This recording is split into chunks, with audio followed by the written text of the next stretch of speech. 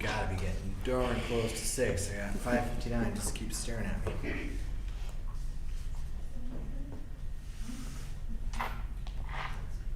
Wow. All right, at 6 o'clock, if you'll rise for the pledge. I pledge allegiance to the flag of the United States of America and to the republic for which it stands, one nation, under God, indivisible, with liberty and justice for all. Roll call. Scholl. Here. McIntyre. Here. DeCook. Here. All right, agenda deletions. I have a couple. On consent agenda B1B, the meeting on 4/14/2020 was previously approved, so we will not reapprove that again.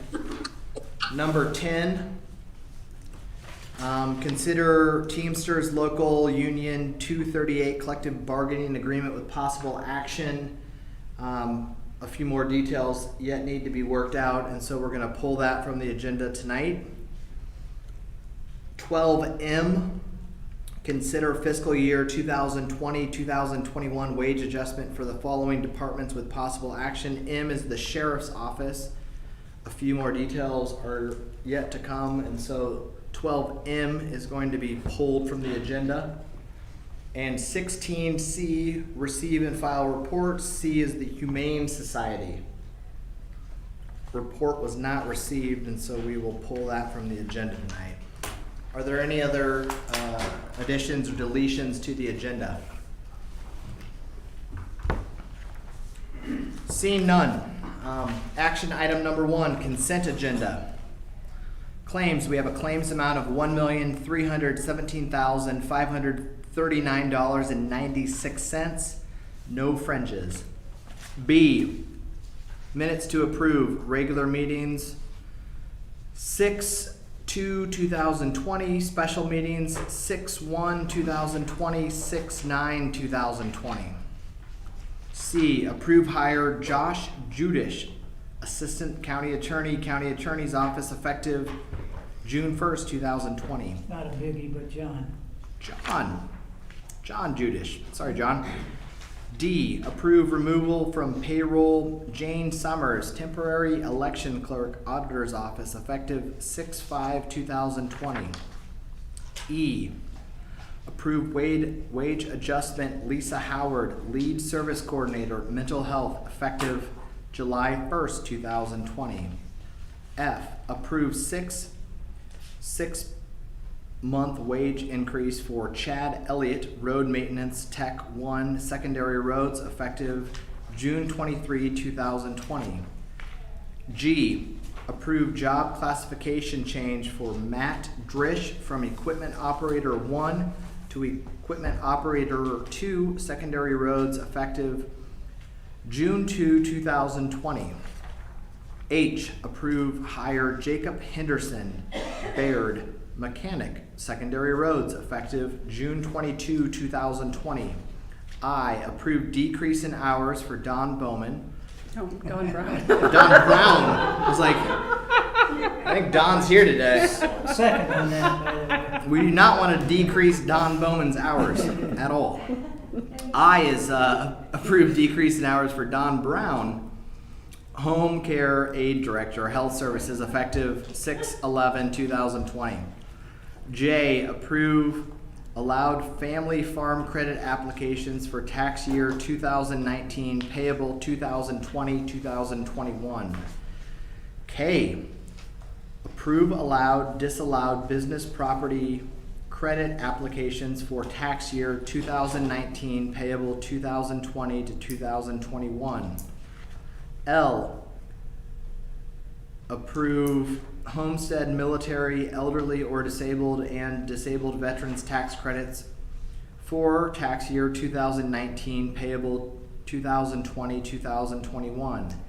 M, approve Iowa retail permit application for cigarette tobacco from Dollar General Store number 21634. N, approve fireworks permit for Ryan Hedrick, Dale Webb, and Christopher Warden. O, approve Class C native wine license application for La Vida Loca Winery LLC. P, approve Class C native wine license application for Annalise Winery LLC. Q, approve job classification change for Dustin Reland from Equipment Operator 1 to Equipment Operator 2, Secondary Roads, effective June 15, 2020.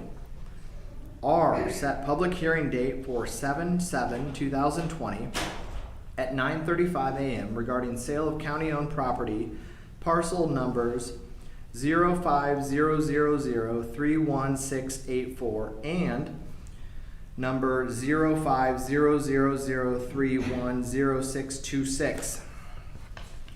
Finally, S, approve abatement of taxes pursuant to Iowa Code 427.1 on parcel 27000250228 in the amount of $95. I. Move to approve consent agenda. Second. Tracy.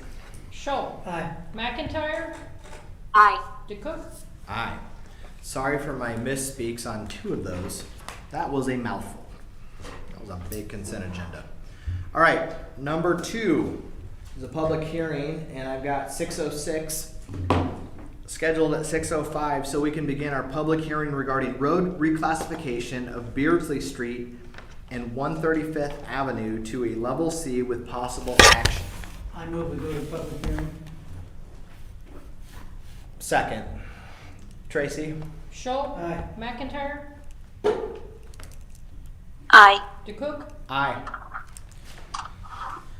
So our office did receive a petition for these sections of roadway to turn them to level C, which means gated roads in the county. We did check and all property owners did sign the petition, and to this date we haven't received any comments either supporting it or being against it. And I guess at this point I'd ask if there's anyone from the public that would like to speak in regards to the petition.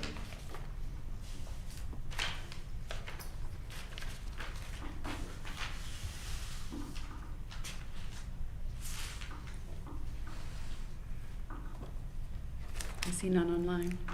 Are there any online? I see none. I would move we go back to regular session. Second. Tracy? Schultz. Aye. McIntyre. Aye. DeCook. Aye. Okay, we're in regular session. Can you give us a little more information on the road reclassification and the why? I believe the main concerns were dumping going on and nighttime activity and that sort of thing that we're used to seeing on some level D roads in the county. With that, we received a petition from a Carol Hunter who gathered the signatures from the adjacent property owners. As we haven't received any comments negatively affecting it going to level C, I believe we could waive the second and third reading for this. So it is fairly cut and dry, and I think it's something, they've been waiting a couple months on this because there were some code changes that we had to wait on that had to do with the access points of level C. But finally they were able to pass something through the state legislature, so we were able to move this forward. So our department recommends approval of the level C classification. Okay. Any further discussion from my colleagues? I move we reclassify Beardsley Street and 135th Avenue to a level C. How much on Beardsley do I, is it all, but not all? It's, I think Beardsley's a half a mile and 135th Avenue is a half a mile, and Okay. it just makes sort of an L shape. Gotcha. To a level C. Correct. Half a mile of Beardsley Street and a half a mile 135th Avenue, and we waive the second and third readings. Second. Any discussion? Tracy? Schultz. Aye. McIntyre. DeCook. Aye. McIntyre. Aye. Motion carries. Number 3 is another public hearing set for 6:10. I have 6:09. So we're gonna move to number 4, consider speed limit change to 40 miles per hour on 50th Avenue from Highway 28, 1.2 miles to Harding Street with possible action. So we've seen recently a lot of 40-mile-per-hour zones go up in this area. This is around the Pearl area where there's what we consider a fairly decent amount of residential dwellings. This does connect with the 40-mile-per-hour that's on Gear Street to the east, and the next agenda item is part of that as well. But we simply recommend it be dropped to 40 miles per hour due to the residential density in the area.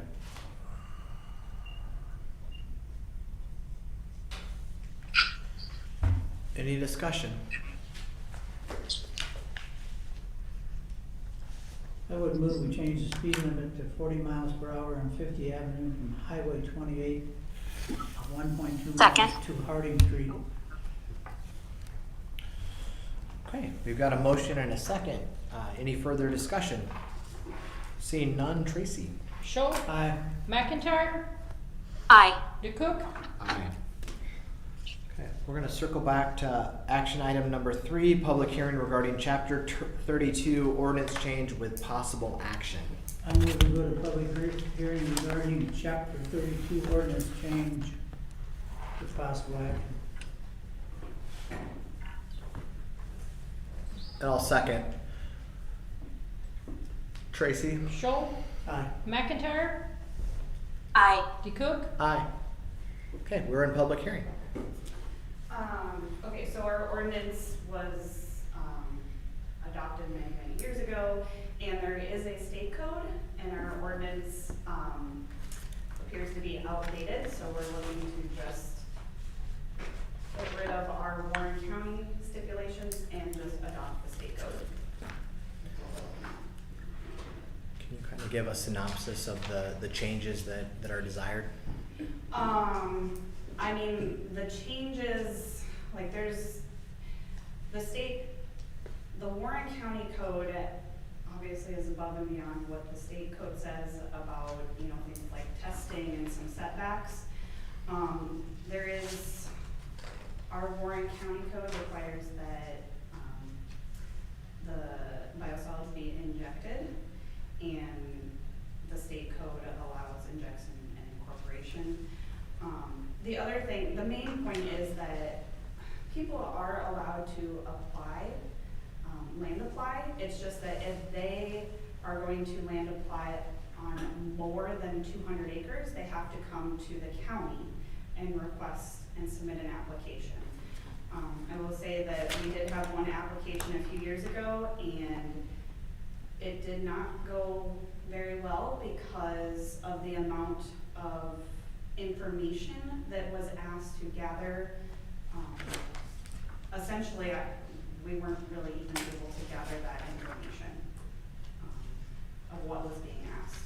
So it's, I will say, yes, there are some definite changes, but the state code, I've talked to the DNR, and the DNR has said that if the Warren County code goes away and we do get complaints where there's issues, the DNR handles all of them. And in the past, what we've had to do anyway is call the DNR as well, because nobody has had an application with us for many, many years. They just do their application through the DNR process. Okay. So, Thank you. Is there anyone from the public or online who would like to weigh in on a Yes. chapter 32 ordinance change? Yes, sir. Can you state your name and your address, please? Up there, or you want me to be here, Yeah, a little closer is fine. or I sit at the table, I don't know. You can do whatever you like, sir. My name's Scott Hutchins. I'm the Des Moines Metropolitan Wastewater Authority, Reclamation Authority Director. We're at 3000 Vandalia Road in Des Moines, Iowa. And I have my treatment manager, Larry Hare, is online, and also my team leader for biosolids application, Mike Rains, is online. And we are here in support of this ordinance. Just a little background on the WRA. There's 4 communities in Warren County. Warren County is a member of Greenfield Plaza, Norwalk, and Cumming, which make up about 11,000 people, are all members of the WRA. The WRA is made up of 17 member communities. We treat about 83 million gallons of wastewater a day. We produce in a land applied currently 65,000 wet tons of biosolids to approximately 1,600 acres per year. In Warren County, we're limited to only 200 acres of land application. We apply that other 1,400 acres in Polk County, Madison County. We travel quite a ways. This biosolids is it's land. The farmers get it for free. There's a lot of farmers that want this. It's a soil amendment. It's high in organic nitrogen, contains phosphorus, and it has micronutrients as well, and it holds moisture well. It reduces the cost of any commercial fertilizer that they may have to buy, so they want this. We actually, at the WRA, we haul it out to their field. We spread it with a tarrigator, and then we incorporate it with the plow. Basically, it's all plowed in. It's no cost to the farmer. The farmers like this because it's a natural fertilizer and it reduces their cost, and it holds water. This will make the biosolids more available to more of the farmers in Warren County that they like this. There's restrictions that we have to abide by the IDNR and EPA. We have to stay away from, there's certain agronomic rates that we apply. We go out, we test the soil, we see how many nutrients are there. There's limits that we have to apply stated by the DNR. We have to stay away from water bodies. We have to be natural water bodies. We got to be 35 feet away. Wells, drinking wells, we got to be 200 feet away. Any homes, we got to be 200 feet away. There's a minimum distance. These minimum distances can be decreased if that's desired in a code. And also there's slope requirements. As far as the slope of the land, there's certain requirements if it's too steep or whatever. And then if we have a question about the steepness of a field, we go to the DNR, we ask for their assistance, and they come out and help us. And that's about it. Larry Hare, are you online? Would you like to comment at all? I'm Larry Hare, 678 25th Street in Des Moines. I'm with the Wastewater Reclamation Authority. I'm the treatment manager there. I just want to add that we are very aware of regulations, and we are actually part of setting water quality standards in Iowa. So we are very much on the environmental advocate side of things. We are always concentrated on resolving any concerns that anybody has. If anybody has concerns about being too close to their house or too close to a waterway, etc., we can increase those spacing distances to make it whatever the landowner or the farmer wants. In the past, we've had several farmers that want our product because it does save them a lot of money, and it's a lot better. It's more natural than commercial fertilizer. It does not leach as bad as commercial fertilizer, so it is environmentally friendly. And we're just trying to help out the farmers in Warren County to save a little bit more money. And I'd welcome any questions if anybody has any. Thank you. Scott, how do you decide what farmer? Sounds like they'd like to have this spread on their ground. I'm going to actually allude that to my team lead. Mike Raines, are you on there? Did you hear that question from the supervisor about how do we select how do we select the farmers that we go out? If there's numerous ones on the list, go ahead. Okay, so my name is Mike Raines. I'm the acting team leader of the plant field services team. The way that we select the farmers is the first product comes out, we go to that first, because we have limited amount of storage. After that, we find the closest farmer that is closest to us to help us cut costs. Obviously, Warren County is right on our edge, and it definitely a lot closer for us. Does that answer your Thank question? you, Warren? yes, thank you. So we have two land application seasons that are very beneficial to us. We have to wait till the crops be out. So in the springtime, before the crops go in, we have to wait till the snow and the ground doesn't freeze, is thawed out. We apply then, and then as soon as the crops come out in the fall, we get in and land apply. And then we also apply on some hay ground and pasture ground, but we have to apply at a lot lower rate on those two kinds of fields. So our main application, we really go heavy in the spring and in the fall.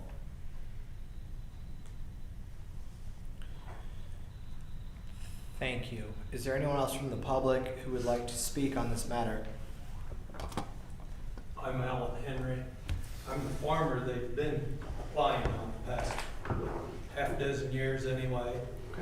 I raise wheat, so I have ground available basically 4th of July when nobody else does.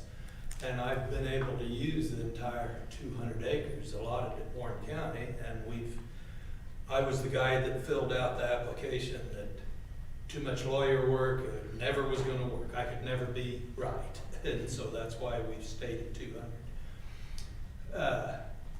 Come fall, they've got plenty of stuff closer to their plant, so it's not available to a lot of us, which I'm just northeast of town here. I've also worked with the city of Indianola taking their sludge. It's a liquid product that has to be injected, not nearly as clean. They're building a new plant. It will be a lot better when they get everything going. The Des Moines equipment is state-of-the-art equipment. The DNR has overseen it. I feel very safe when they do things, that it's done right, and that I'm never going to have to be in trouble. And to my knowledge, there has never been a complaint on any of my properties when it's been applied. We generally stay 300 foot away from houses. I mean, we kind of overkill a lot of the time. Yep. To make sure and it's an all-natural organic product that I can put on low fertility ground and make it a whole lot better because of the organic matter in 1 year's time. And we don't put it on the same ground year after year. I've got enough acres, we spread it around. But other guys need an opportunity to experience some, plus I'd like to get all I can get too. Because it is a very fine product, but the quality of the application, the way it's done, I disagree with him when he says he plows in the product. We lightly incorporate it because I do not want erosion or anything with it. The machine's called a plow, but it's nowhere near a plow anyway. We're working in the top 4 inches of the ground is the most we do. And then I turn around and I plant beans or some kind of a sorghum product. We try to be within 24 hours of the time they've applied it, that I've got another crop growing and the ground sealing back up. Because I don't want the erosion either. But I just want to talk that it's great and everybody needs an opportunity. Mr. Henry, I appreciate your practical, real-world experience. So thank you for coming tonight. I sincerely appreciate that. Is there anyone else from the public who would like to weigh in on this matter? I would move to go back to regular session. Second. A motion and a second. Tracy? Schultz. Aye. McIntyre. Aye. DeCook. Aye. Let's see, I would move that we make an ordinance change to chapter 32, and that's our chapter, right? And I think I want to say that we adopt the state code, is that what I'm? Yes. We'll be adopting the state code, and we'll have two sections, two paragraphs in ours. any governing agency or persons applying, we're asking that they let us know 2 weeks before they apply. So in case we get a call from somebody, we can refer them to the applicator if necessary. And then the other one is we're going to adopt the code, the state code as it is and as it becomes later. So if it changes, we continue to use the state code. Do we have a second and third reading, or? That's up to the board. You can adopt it at this first reading, or you can wait and have another hearing. As a part of my motion, I would waive the second and third readings. We have Second. A motion and a second on the table. Any discussion? Seeing none. Tracy? Scholl, Aye. McIntyre, Aye. DeCook, Aye. Motion carries. Thank you. Thank you for your time. Thank you, it's highly appreciated. You bet. All right. Action item number 5, consider speed limit change to 40 miles per hour on Deer Street from Highway 28, 729 feet to 50th Avenue with possible action. David? So this is in the same area as agenda item number 4 on 50th Avenue. Like you mentioned, it's 729 feet. It's not a long length of roadway. Just to the east is 40 mile per hour on Gear Street. So what this does is simply add continuity to that to get it all the way to Highway 28. So you don't have a break in the speed zone in this area. So it just makes that whole area 40 mile per hour.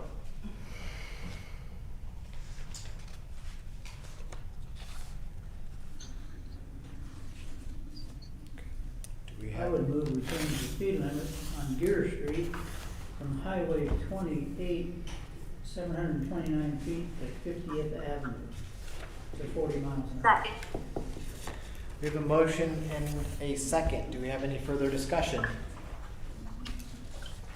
I'll just say I'm sorry in advance to my Norwalk Pro friends who like to go faster than that. But go ahead, Tracy. Scholl, Aye. McIntyre, Aye. DeCook, Aye. Motion carries. Number 6.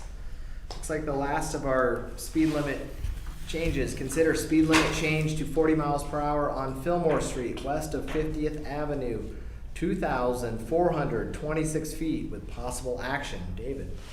This is northwest of the Prole area. It's a dead end road, but again, it has higher levels of residential density.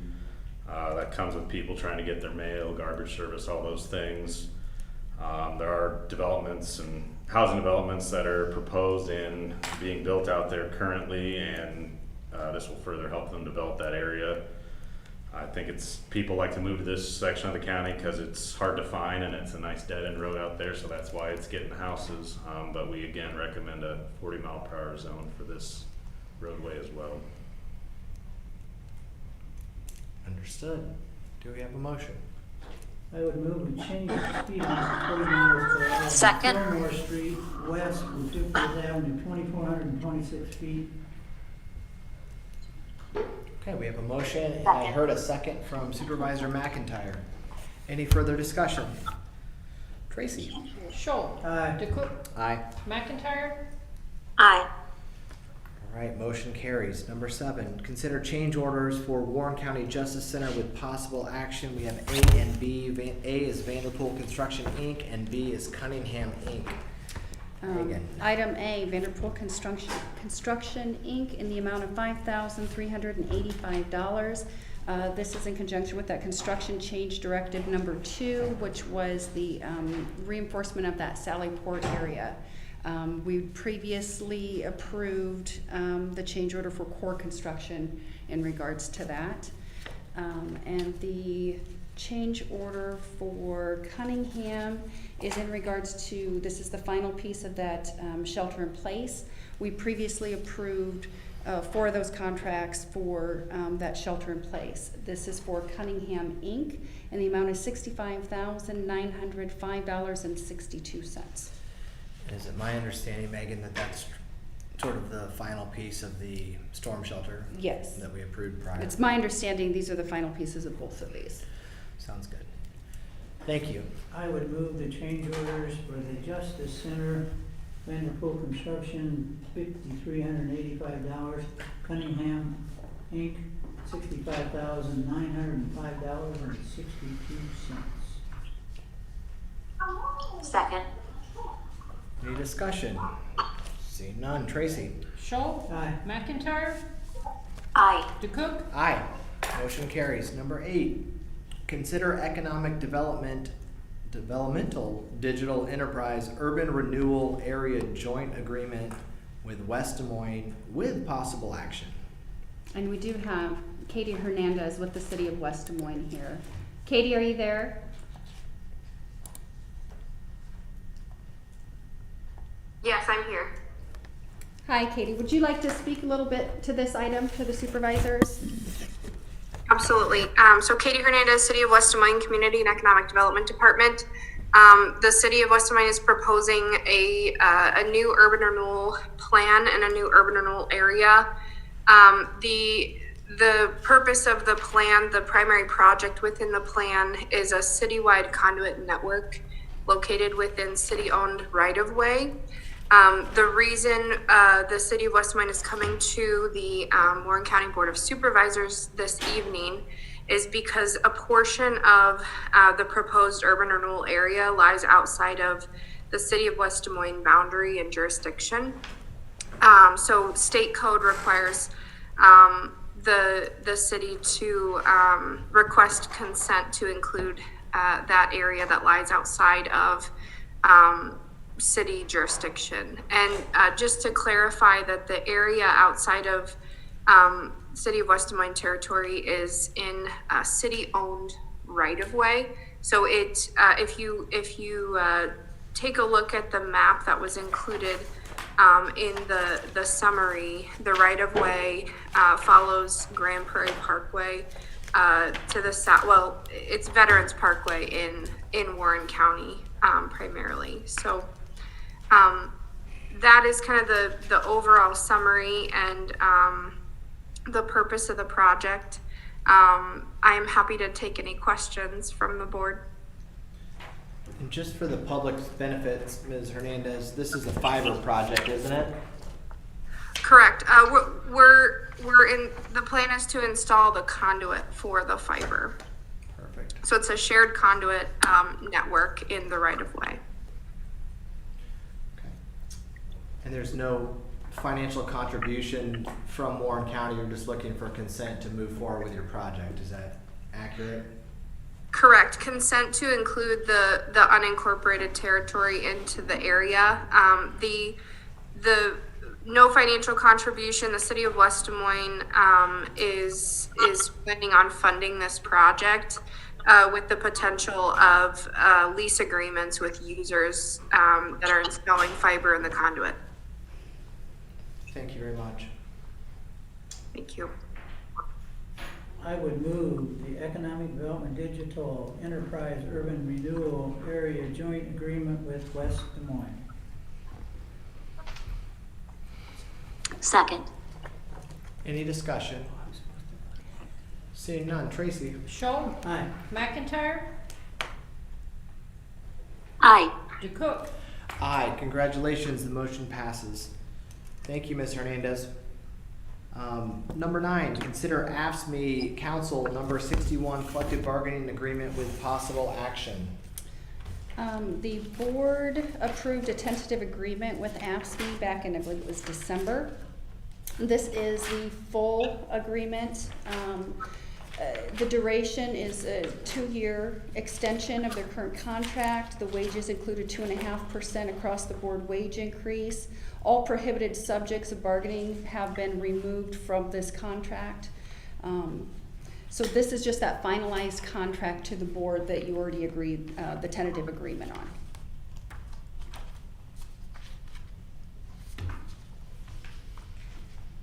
Do we have a motion? I would move the AFSCME Council number 61 collective bargaining agreement. Second. Any discussion? Tracy? Scholl, Aye. McIntyre, Aye. DeCook. Aye. Motion carries. All right, we've deleted number 10, so we'll move on to number 11. Establish fiscal year 2020-21 2021 COLA wage increase and approve pay matrix for non-union employees with possible action. This is the pay matrix that we based our budgeting upon for the non-union employees that are on the pay matrix. It includes a 2.5% COLA increase, and then the schedule is before you for that pay matrix. All of the item 12, the wages that are to follow include this 2.5% increase for those employees that fall under this matrix.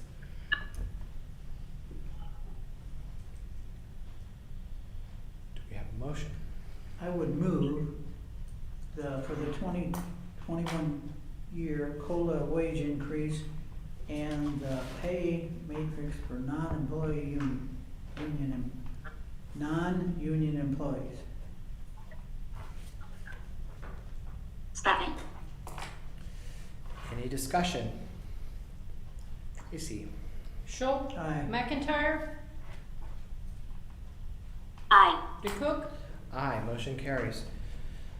Number 12, consider fiscal year 2020 to 2021 wage adjustment for the following departments with possible action. A, attorney. B, auditor. C, board of supervisors.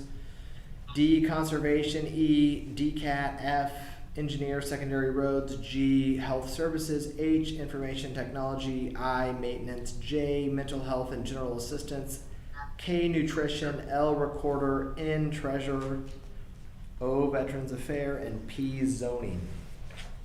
These are the wage adjustments to go into effect July 1 of 2020 for our employees.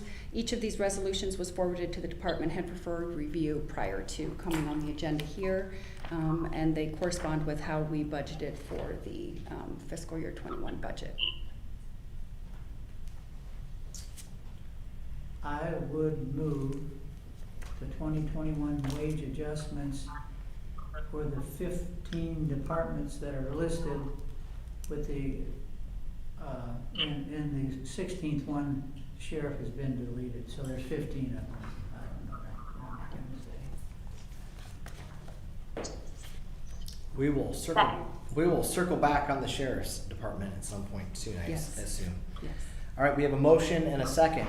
Any discussion? Tracy? Schultz. Aye. McIntyre. Aye. DeCook. Aye, motion carries. All right, number 13, consider request from the treasurer's department for the use of a county car for driving test with possible action. And I see our treasurer is here. Would you like to speak on that?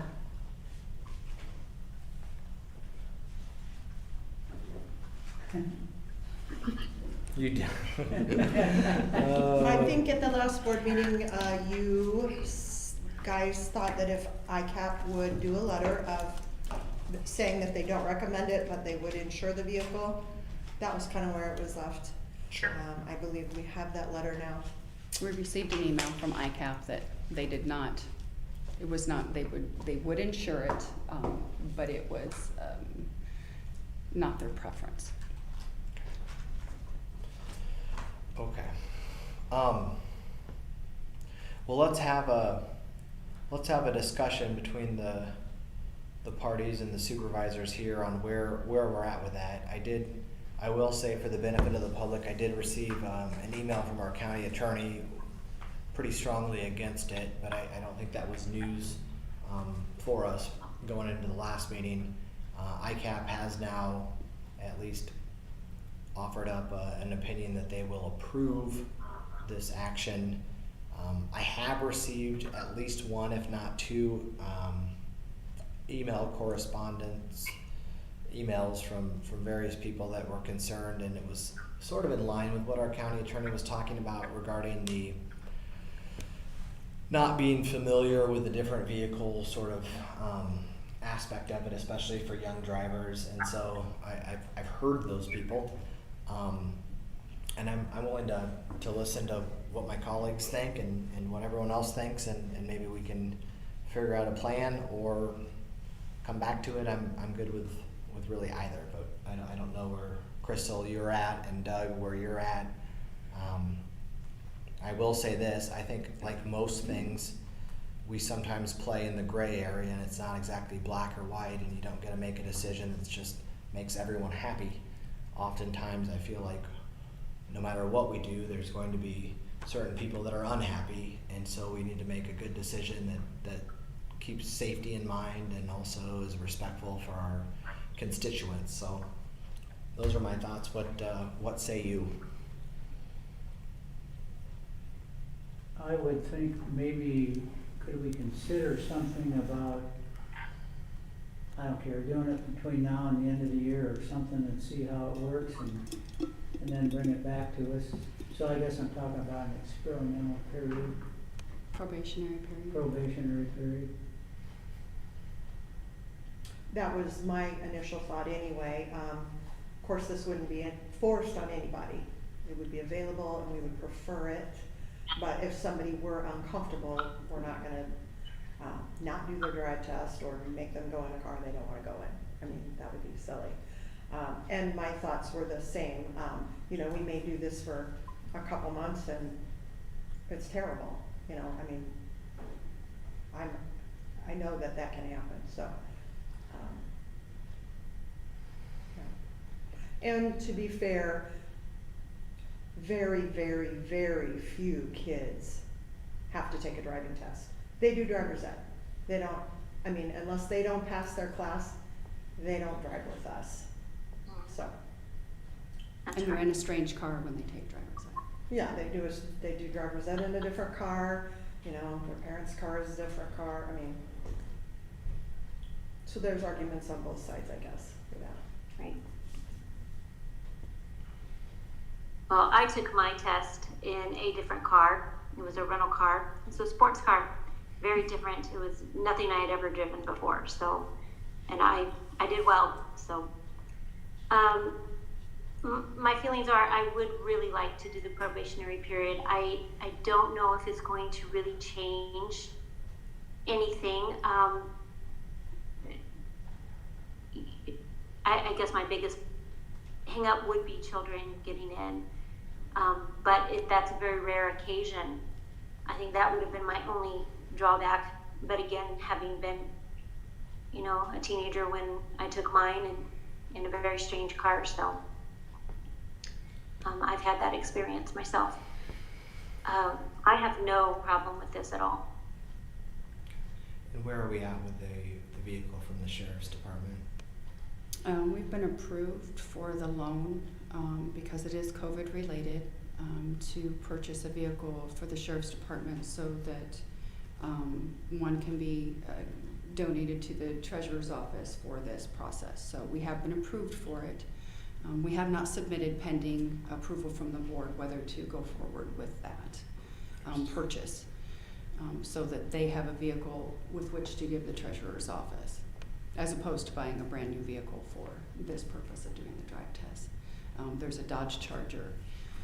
I don't remember, I think it's 2015 Dodge Charger is what the sheriff has available that he would trade out for the treasurer's department to be able to utilize. So, what I've heard, I won't summarize, but I've heard that maybe there's some middle ground on this with respect to a probationary period of, let's say, 6 months or the balance of the year. We can see how it's working. I'm supportive of that, but I'd like to see your department, personally, I'd like to see your department explain that this is a strong preference to use this vehicle, but if someone comes with their own vehicle and is adamant upon it, then advise them that if the vehicle is in clean shape and is sanitary and you know, to avoid some of the problems that I'm sure your office has had in the past, that you would be willing to use those vehicles for those rare occasions. And I think doing those two things should probably get this matter relatively resolved, and then we can check back with it when we have a new board starting in January of next year. Does that seem like middle ground, fair approach? Yes, I mean, and DOT is also gonna be watching, you know, this is new. You know, so we're gonna be watching the fails and the reasons for the fails, and, you know, we'll be able to know fairly quickly if it's a, you know, if it's the car's fault or the driver's fault. So Okay. we'll be watching it. Well, under those general parameters, I would be supportive of moving forward on a trial basis for 6 months. I don't know if that's a formal motion or not. I would second it. That's a Don Bowman who's not doing reduced hours cleanup motion and a second from Supervisor Scholl. Any discussion? Seeing none. Tracy? Scholl. Aye. McIntyre. Aye. DeCook. Aye. All right. Motion passes. Item number 14, I think that's a me. It is. Okay. Is a discussion of building reopening schedule with possible action. So I don't know definitively that I need or require possible action tonight, but I did want to let my colleagues know and the public know that I've given our building status some additional thought, and I now want to share those thoughts with the public and with my colleagues. Everyone knows that the last few months have been like none other, both in politics and in the markets and with health and safety, and it's heavy stuff. And so I want people to know I'm cognizant of that. But I have received some questions from people about when specifically the building will be open. We've heard from our treasurer and some others regarding sort of their thoughts for going forward, and I will state, like I did then, that I'm not here to micromanage any of our department heads. That's not how I view my role on the board. But I did really ponder and give some thought to the actual building itself being opened at some point. And the more that I contemplated that, I try to look at any problem or any issue. I kind of try to step back from my own role and try to look at sort of both sides and see where people are at. And when I did that on this matter, what I noted was, if I was John Q. Citizen of Warren County, I think that it might be a tough pill to swallow to have our administrative building closed indefinitely, as they look around and see pools are opening and eventually libraries and other businesses. And make no mistake about it, I'm very cognizant of where our resources come from to pay all of our employees as citizens, as the taxpayers actually pay for it. And so I thought about that some more, and what I concluded was this. I'm not a doctor. I don't know if we'll have a second or a third wave, or if things will be perfect, or if we'll get a cure, or if we'll get a vaccine. I don't know what that looks like. What I will say is, I think that it gives me pause to have our building closed at an indefinite period of time going forward. And so what I would like to do, or my general, where I fell on it, was I would like to continue with all of our departments being appointment only through the balance of this year, or I would entertain 3 months or till the end of the year, either one. But then at least at 3 months or at 6 months at the end of the year, we sit down and look at it again and see where we're at. Because I think it's unfair to the public to indefinitely close the building. If individual departments want to continue doing appointment only, I'm fine with that. Well, we can certainly talk about it, but I just think that having it closed indefinitely doesn't sit well with me. And so I'd like to set it for maybe 3 months and then we revisit, or if my colleagues want to do till the end of the year and then revisit, I'm okay with that too. But I want to have some sort of a plan and a defined date where we can say, okay, in 3 months from now or at the end of the year, we're going to relook at what the numbers look like, both in Warren County and in Iowa, and we can then come back and make an informed decision. And that decision might very well be, it stays closed for a while longer. But it doesn't sit well with me to have a taxpayer-funded building remain locked down indefinitely. And so I want to set a date, whether that's 3 months or the end of the year. I would consider either. But those are my general thoughts, and let's discuss it. Number one, I was thinking you had a doctor of jurisprudence. The wrong kind of doctor, I just Doug. want you to know I listen to you. Sometimes I don't know why, but I do listen. I suppose in my particular case, I'd like us to go to January 1st or December 31st or whatever, but I'm definitely flexible. But I think the plan is not gonna be simple. No. You know, it depends on the virus or whatever, but, I mean, you're gonna have people at 1 door or 3 doors, or keep them separated, and I don't see how that works, but And I think for the public's benefit and for everyone in the room's benefit, like, I would be remiss to tell you that we've not had a case of COVID-19 within our building. We have. As far as I know, we're one, and we've taken appropriate steps. But my bigger point is, not only are we concerned about the public safety, but we're very concerned about our own employee safety. And so it is a balancing act, and I get that, and I appreciate it, but I don't think it's fair to the public just to say indefinitely closed. And so I want to at least assign a date, and if it's the end of the year, I think I'm okay with that. That 3 extra months is not a huge deal in my book, but I think it's fair to give the public the understanding that we've not just punted this indefinitely, because I think some of the offices can and probably should be open, especially if the virus dies out, or we get a cure, or we get a vaccine. And if not every department wants to do that, so be it. We can address that down the road as well, and we can maybe continue with appointment onlys. But it just pains me to have a public government building closed indefinitely. And so if Doug is supportive of the end of the year, I'd certainly consider that as well. Crystal, what are your thoughts? I can see exactly where you're coming from, and yet I'm still supportive of the appointment for the departments.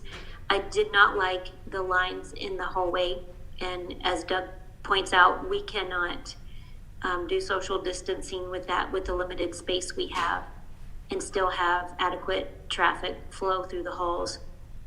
So I'm again with the appointments.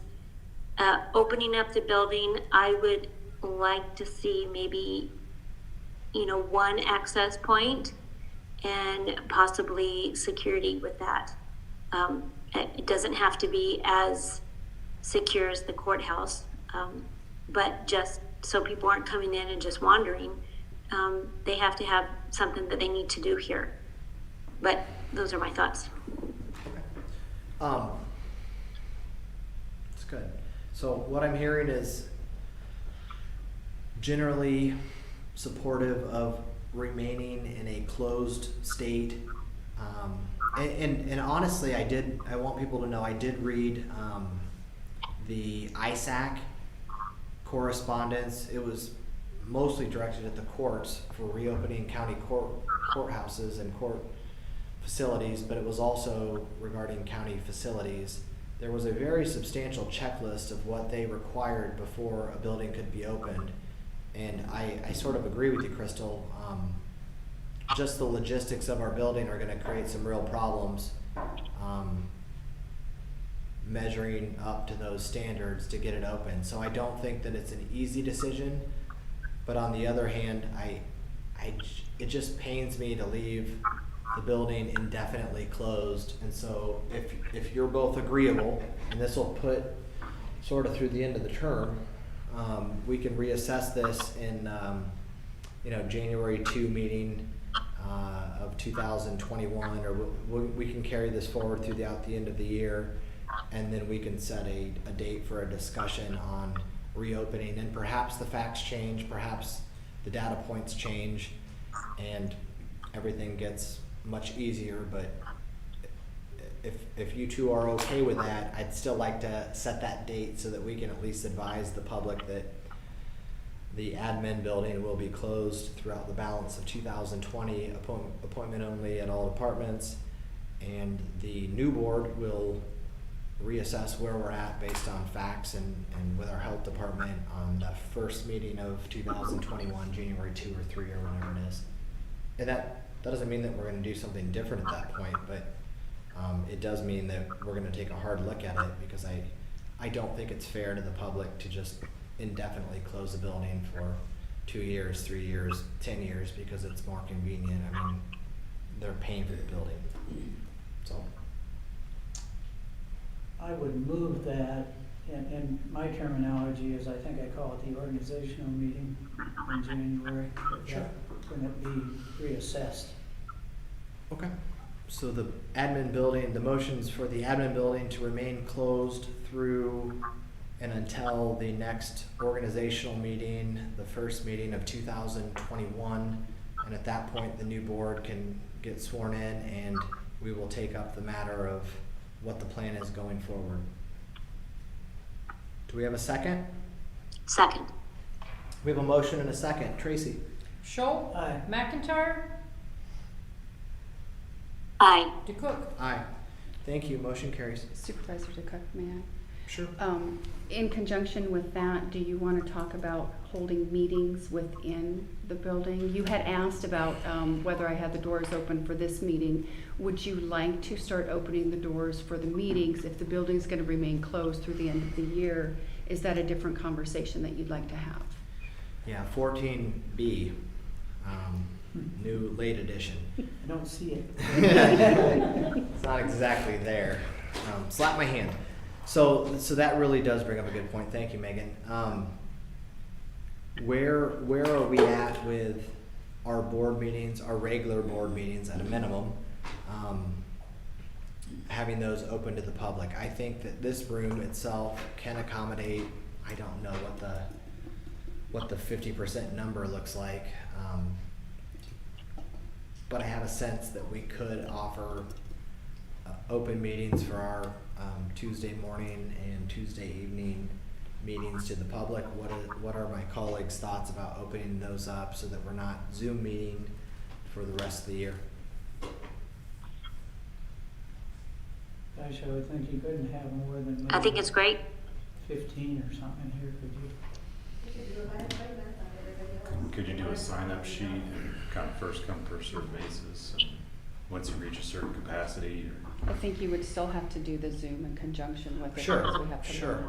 I think you do both. I mean, it's like our church service. We've got some people that attend, and then we've got some people that are on Facebook Live or YouTube or whatever, and you offer it both, not one or the other. But I personally do like to have a public open meeting where if someone wants to come and air their concerns or speak their piece, I'm okay with that. Will that mean that we'll have some additional cleaning afterwards and probably some hoops to go through? I suspect it will. And maybe that's a sign-up sheet. So my thought would be, let's figure out sort of what the maximum capacity is for this room, and follow the governor's proclamation so that we're still at 50% thereof and being compliant with the rules and regulations. And then if we need to have a sign-up sheet for the first 25 people that want to physically attend a meeting, or whatever it is, maybe it's 15, I don't know what it is. But we'll look at those numbers, and I would be supportive of opening up our meetings for those that want to attend in person. I just think that a Zoom meeting, goodness knows I've seen enough of Zoom for a while, but it loses something. It loses the ability to come and express your points in person. And so I'm fine with finding out what that maximum number is for the room and doing a sign-up sheet for those that would like to physically attend our actual meetings. And I would second that for July 7th date. That's our next meeting, isn't it? That's your next regular meeting. Okay. You have specials between now and then. You have two. For the July 17th. We have a motion. And I will second Supervisor Scholl's motion to figure out that number and circulate a sign-up sheet for those that physically want to attend our regular meetings starting on July 7. They will be welcome to do so, and we will make accommodations, keep our social distance and do the things that we need to do, but that way we are opening it up to the public, because I think it's important. So we have a motion and a second. Any discussion? None. Tracy? Schultz. Aye. McIntyre. Aye. DeCook. Aye. Motion carries. Number 15, budget report. Okay, budget reports. We are 11 months out of 12. We're seeing the finish line. Revenues through May of 2020, we're at 97%, less our capital projects, so our regular revenues. We do have 4 departments that are not reaching their goals: auditor, treasurer, attorney, and DCAT. Auditor is the city election income is less than what was budgeted. Treasurer's office appears to be in that interest income. Attorney's office is due to that fine fee that we've known. If you look at the clerk of courts, it's well above what it should be because of that difference between that threshold change. And then DCAT is proportional to their expenses, so that is not an issue, but we're reaching those revenue goals. Comparison to prior fiscal year, at the same time, there's a lot of them that are different. We've just had so many changes between, pretty much they're all the same ones that we've gone through throughout the year. Expenditures through May of 2020, we would expect that 92% expended.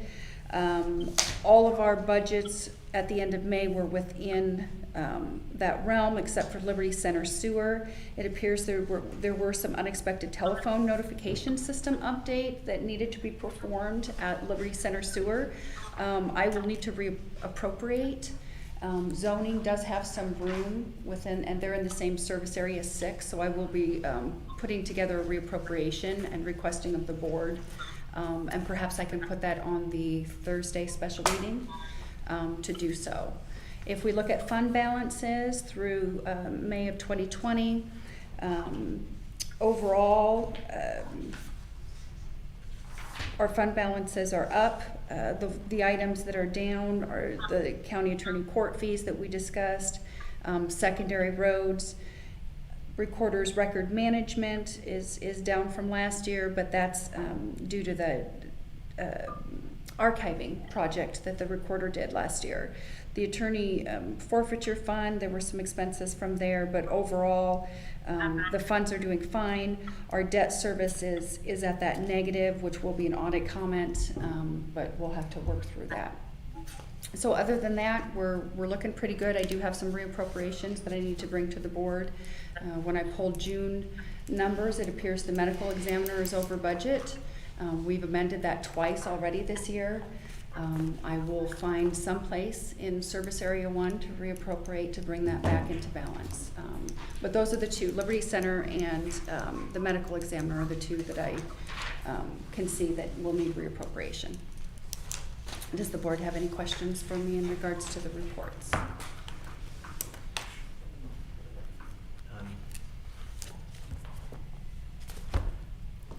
Okay. Number 16, receive and file reports from the recorder, general assistance, and veterans affairs. I would move that we receive and file recorder, general assistance, and veteran Second. affairs. Okay, we have a motion and a second.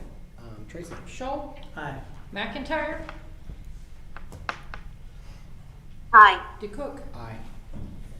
Thank you. Motion carries. Number 17, supervisors report. Supervisor McIntyre. Thank you. Since our last board meeting, I have met with Aging Resources Board of Director, attended a Warren County EFSP, Badger Creek budget hearing for the watershed there. We had several Board of Supervisors special meetings and met with and have spoke to several citizens concerning their issues. Attended a public health leadership meeting that it's to help supervisors and other county and state officials to understand public health better. They were postponed for a while, but they've started back up. And we had several meetings with HR, engineer, and the executive board concerning 911 issues. And that's my report. Thank you. Thank you. Supervisor Schultz? I have no. Okay. And I'm also gonna pass tonight, attended the regular stuff, have a few more meetings, have a courthouse meeting coming up soon. I'm gonna pass on a general report. I will say this, carefully. I think everyone knows who's watching, that there's been a lot of civil unrest, recently, and I will say that Warren County is not immune from that. I am aware of upcoming events, and I would just ask that everyone be respectful and peaceful in their nature. I do think, for whatever it's worth, that a peaceful protest and people coming together to effectuate change has at least done so at some levels. I was very aware of the Iowa legislature passing a bill last week. I think our president maybe did something today as well, and so I think that some change is happening, and I view that as positive. But I would also encourage people to be respectful with our officers and certainly peaceful in their nature while exercising their rights. That is all I have there. Is there a public input?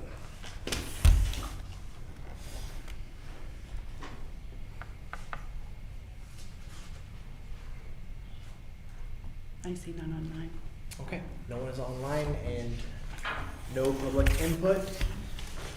So our next meeting is scheduled for July 7, 2020. It's our 9:30 a.m. meeting. And by 9:30 a.m. or shortly before that, we will circulate a sign-up sheet for people who would like to physically attend the meeting if they're so inclined. And we'll work out the logistics of that. Moving on to number 20. I move, we adjourn. Seconded. Doug always moves adjournment first. That used to be my favorite motion. All right, we got a motion and a second. Tracy? Schultz. Aye. McIntyre. Aye. DeCook. Aye. Motion adjourned.